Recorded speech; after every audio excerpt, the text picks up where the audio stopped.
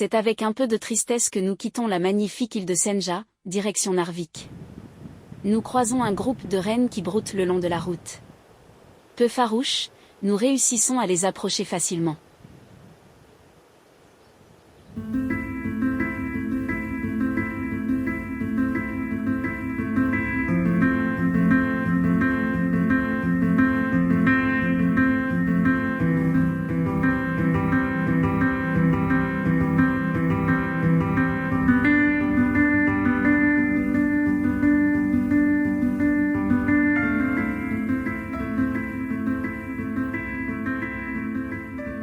Le fjord de Narvik fut le théâtre d'une des premières grandes batailles de la Seconde Guerre mondiale. C'est cette bataille méconnue que relate le Narvik Krigsmuseum.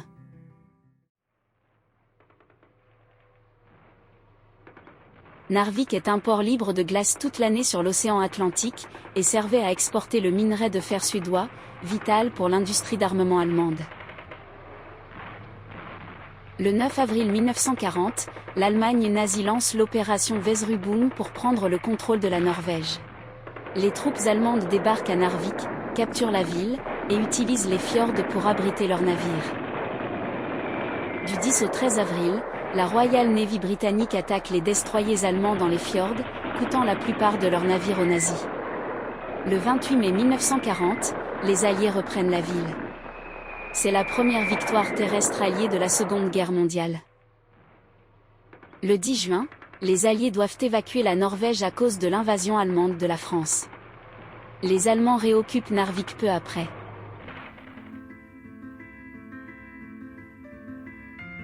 Nous quittons la ville pour aller dormir le long de Lofotfjorden, au mémorial de la bataille de Narvik. De là, en route vers Bodø avec un petit bivouac à Somerset.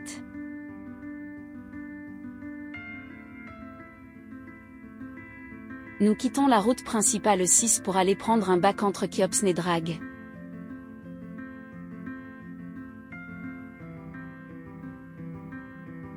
C'est sous un soleil éclatant que nous reprenons la route direction Bodø.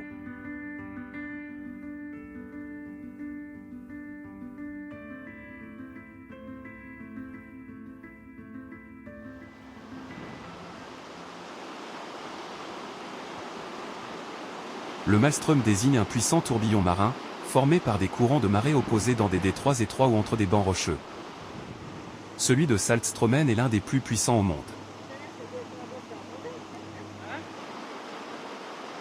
Les Vikings voyaient les maelstroms comme des passages vers les mondes souterrains, ou des œuvres de créatures marines géantes comme le serpent de Midgard.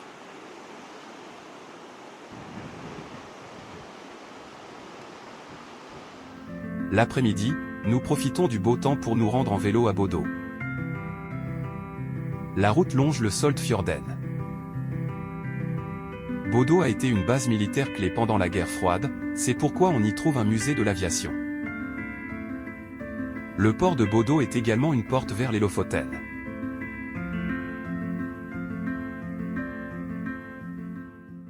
Nous quittons la Norvège pour revenir en Suède, à Umeå.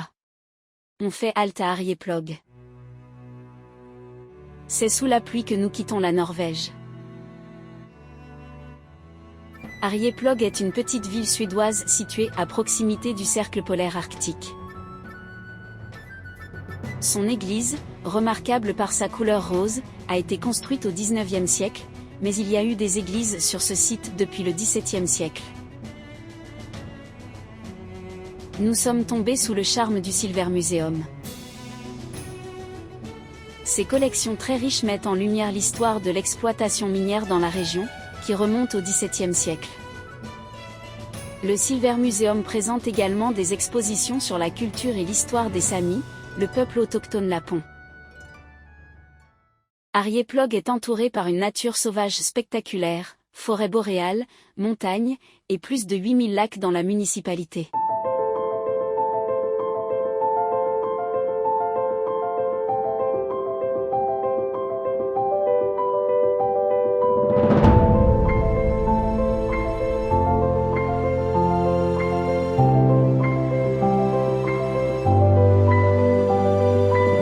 Bivouaquons au bord d'un de ces magnifiques lacs.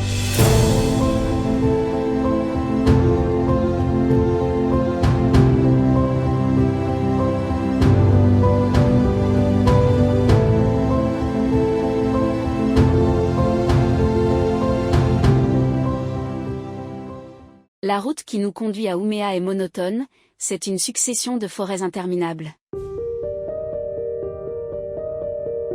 Ouméa est située sur les rives de la rivière Ouméalven, à proximité du golfe de Botnie.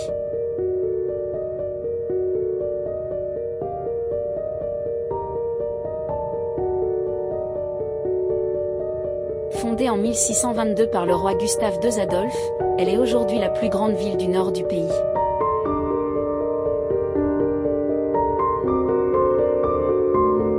Elle fut complètement incendiée en 1888. Aujourd'hui, Ouméa est une ville universitaire reconnue pour ses recherches en biotechnologie et en sciences médicales.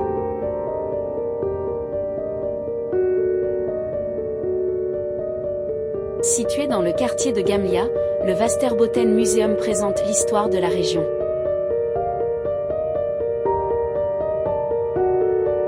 Le musée en plein air comprend environ 30 bâtiments historiques qui illustrent la vie traditionnelle et les techniques de construction de la région.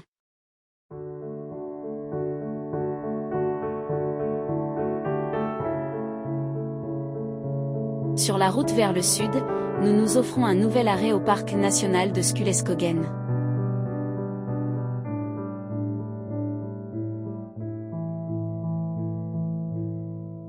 Nous y avions déjà randonné sur la route vers le nord, mais étant rentrés par l'accès est du parc, nous n'avions pas pu aller jusqu'à la presqu'île de Tarnatolmama.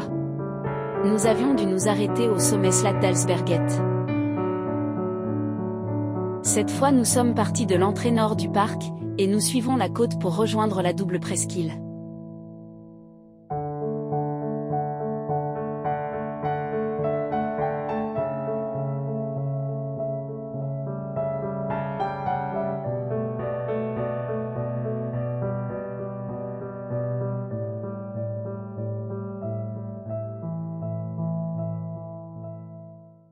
Nous prenons la direction d'Uppsala, un peu au-dessus de Stockholm. Nous nous accordons une petite étape à Lanvind. En 1687, on y établit une forge et une usine de fer.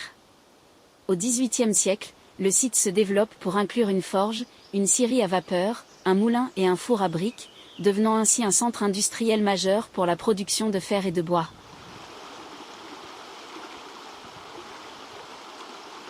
Aujourd'hui, Lanvindbruk est une destination idéale pour ceux qui recherchent la tranquillité et la beauté naturelle de la Suède.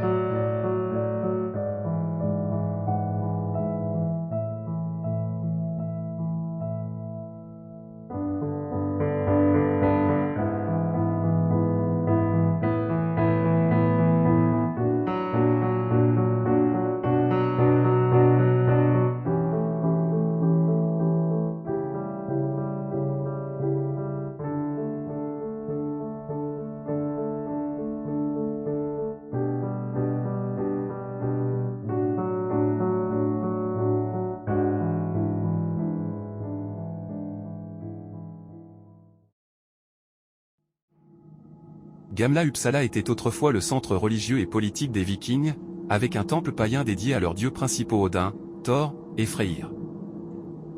Le culte des dieux nordiques y était pratiqué, et de grands sacrifices rituels étaient effectués à cet endroit.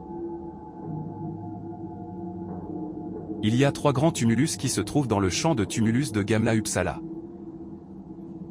Selon les sagas vikings, ils auraient pu être les tombes de figures comme les rois Adils, Domald, Aun et Egil.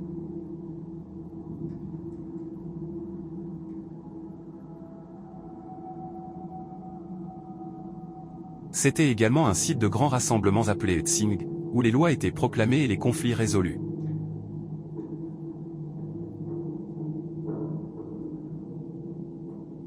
L'église actuelle, construite au XIIe siècle, est l'une des plus grandes églises romanes de Suède. Elle a été construite sur le site d'un ancien temple païen et est un exemple impressionnant de l'architecture médiévale.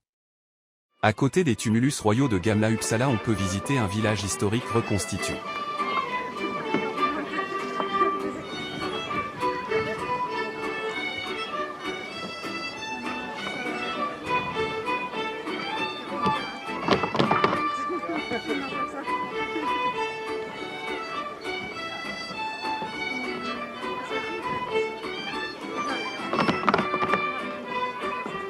Nous sommes le 6 mai, et c'est le jour de la fête nationale suédoise. De nombreuses familles sont rassemblées pour fêter l'événement au musée folklorique. Beaucoup sont habillés en costumes traditionnels et nous assistons à des démonstrations de danse folklorique.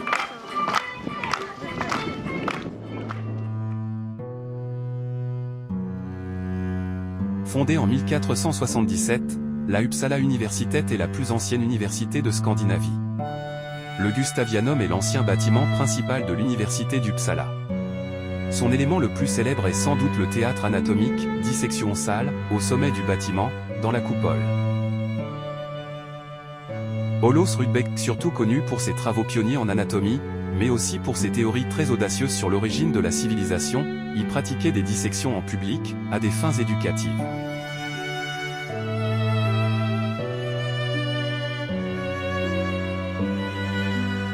Construit au XVIe siècle sous le roi Gustav Vasa, le Uppsala slott surplombe la ville depuis une colline, avec une vue superbe sur la cathédrale.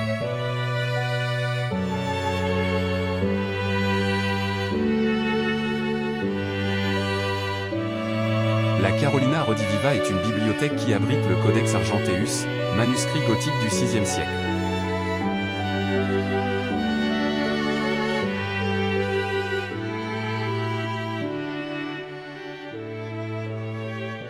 Carl von Linné, le père de la taxonomie moderne, vivait à Uppsala. On peut visiter sa maison et surtout les jardins où il cultivait des centaines de plantes classées selon sa méthode.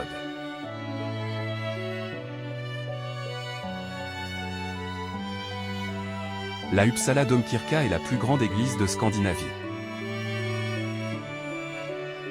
Construite à partir du XIIIe siècle, dans le style gothique, elle renferme les tombeaux de rois suédois, de l'archevêque Nathan Söderblom et du scientifique Carl von Linné.